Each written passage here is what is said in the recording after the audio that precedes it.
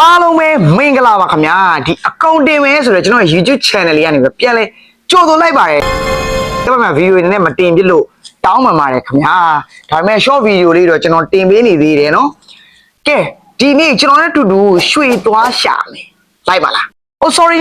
ကျွန်တော်ကတော့အကောင့်တင်မယ်ဆိုတော့ YouTube channel ကတင်ဆက်သူဝနပဲဖြစ်ပါတယ်ကဲစလိုက်ရအောင်နော်ကဲအခုကတော့ဒီကြောက်တောင်ကြောက်ဆိုင်ကြီးကြားထဲမှာကျွန်တော်တို့ရွှေရှာရမယ်ပေါ့ဗျာရွှေဘယ်လိုရှာမလဲဆိုတော့မှရှိုးလိုက်ပေါ့နော်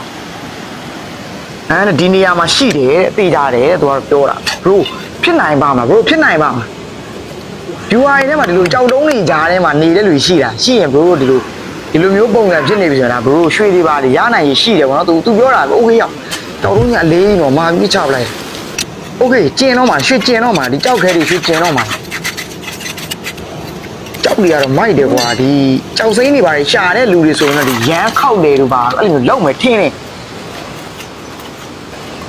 မဟုတ်ဘူးအကုန်ပတ်ထုတ်ပြတာဟာမင်းရွှေရဗမာကြီးပါတော့ဟိုအောက်ကြီးတူးရမှာဘလို့ကြီးတော့ what the shit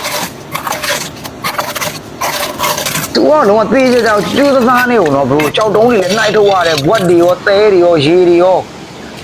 အတိဂျားတွေကနေပြီးတော့သူရှားမှာပေါ့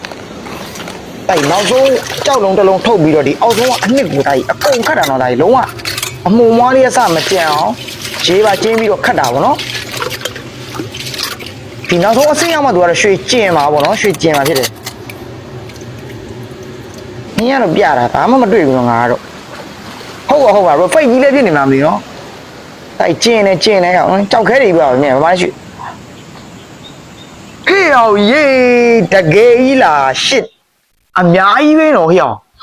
အခုကာလာပေါက်သေးနေဆိုရင်ရောက်တာကြီးအိမ်မကြီးတွေဝယ်စီးလို့ရလောက်တယ်တခါတော့သွားပြီးရင်းလိုက်မှနဲ့တူတယ်နော်ဒီနေ့တော့ဒါဒီလောက်ပါပဲပေါ့နော်ဒီအိမ်မက်တွေပါတွေကောင်းနေဖော်မဲ့လူတွေပါရှင်းရင်ဒီတိတ်ပြင်းပန်းတွေထီတွေပါလေထိုးမနေနဲ့ဗျာတိလားနည်းနည်းခက်ခဲတယ်အဲ့ဒါကျွန်တော်နဲ့တူတူလာကြောက်တောင်ကြောက်ဆိုင်နေကြတယ်သွားပြီးတော့ရှာလိုက်မယ်လေတိုက် fight ဖြစ်ဖို့တော့များပါတယ်ငါစိတ်တင်တော့မလွယ်ဘူးတင်နေအဲ့လောက်သိရမလားအဲ့လောက်လွယ်နေလွယ်လောက်စားနေမှာဗောနော်အားလုံးချစ်ပါတယ်လို့ subscribe လေးကိုလည်းနှိပ်ခဲ့ပါတက်တာပါခင်ဗျာ